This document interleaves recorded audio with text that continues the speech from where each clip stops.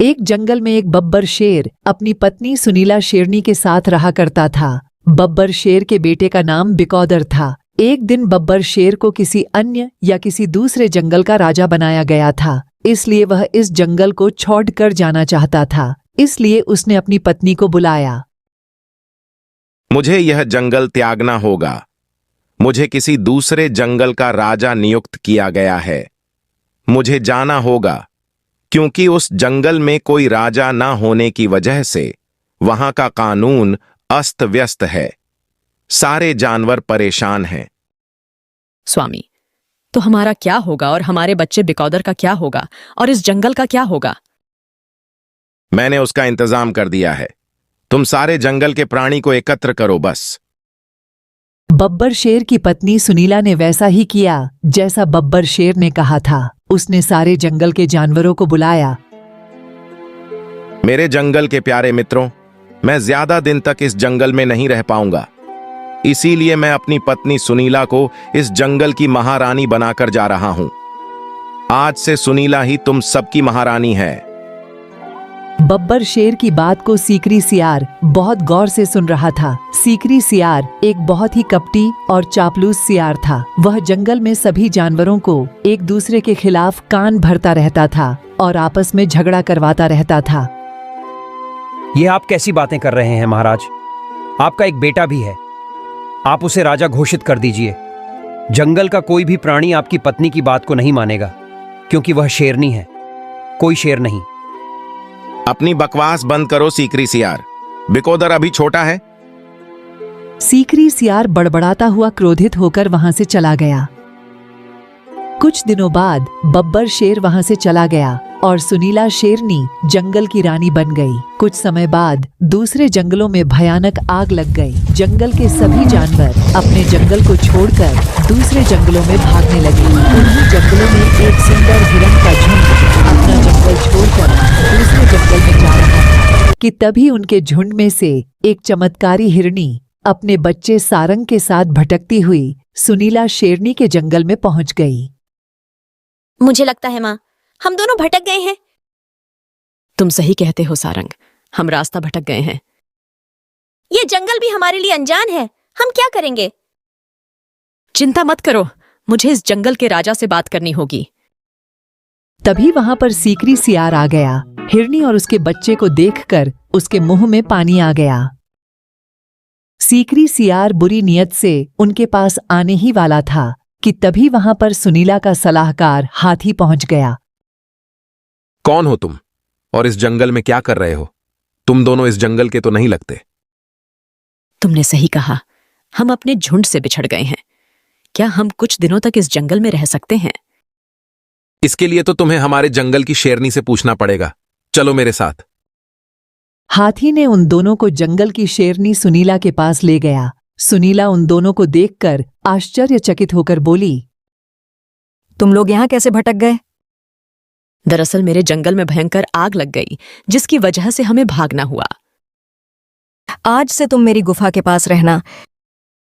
उस दिन के बाद हिरनी सुनीला के साथ रहने लगी। हिरनी का बच्चा दिन भर बिकौदर शेर के साथ खेलता और यही बात अंदर ही अंदर सियार को खाए जा रही थी।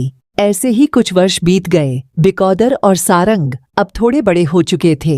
एक दिन सियार उन दोनों को खेलते हुए देखकर गुस्से से अपने आप से बोला, लगता है मुझे अपनी पुरानी नीति अपनानी होगी।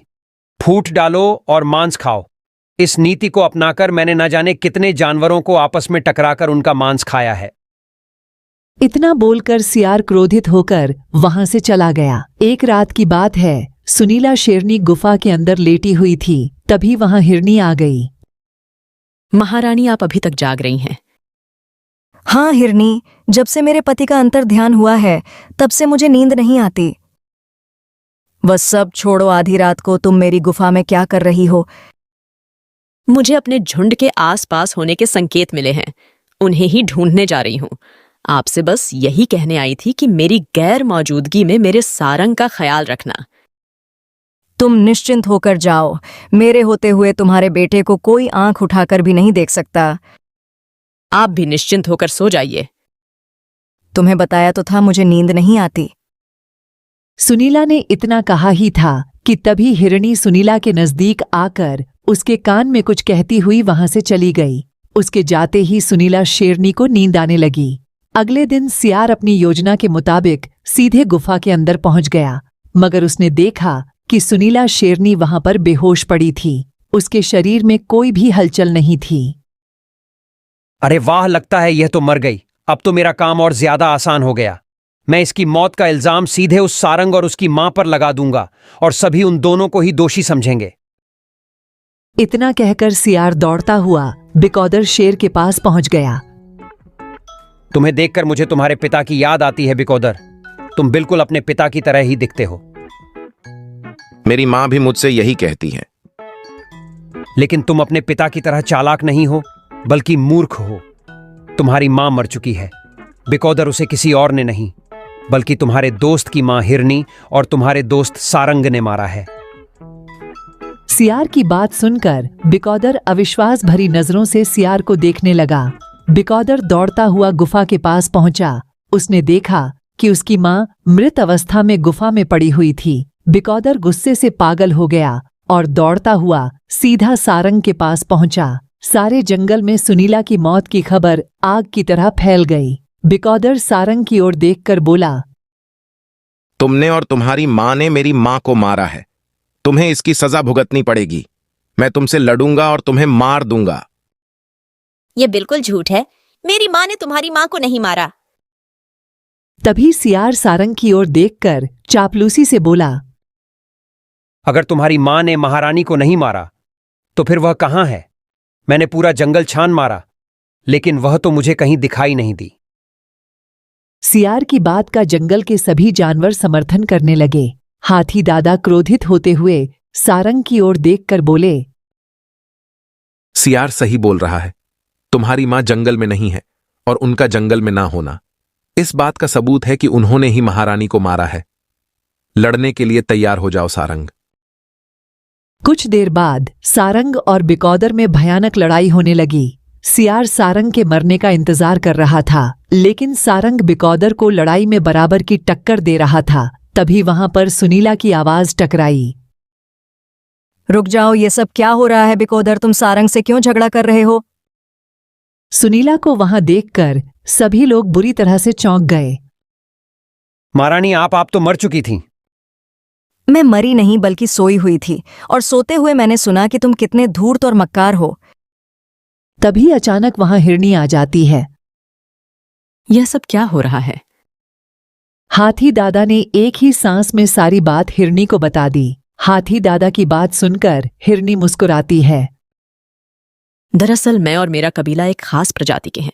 हम चमत्कारी हिरणी हैं और इस बात को महारानी सुनीला जानती है। हाँ, अपने पति के यहाँ से चले जाने के बाद मुझे नींद न आने की समस्या हो गई।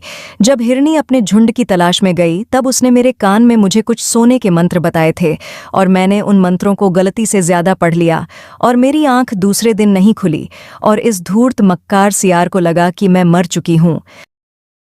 सुनीला की बात सुनकर सभी जानवर क्रोधित होकर सियार को देखने लगे। महारानी, मुझे मेरा झुंड मिल गया है, लेकिन मेरे यहां से जाने से पहले इस सियार को सजा दीजिए। हिरनी की बात सुनकर सुनीला ने धूर्त सियार को तुरंत मार दिया और हिरनी के साथ उस जंगल से चली गई। तो दोस्तों, यह कहानी आपको कैसी लगी? हमें कमेंट करके जरूर बताएं। तो मिलते हैं एक नई कहानी के साथ। तब तक के लिए नमस्कार।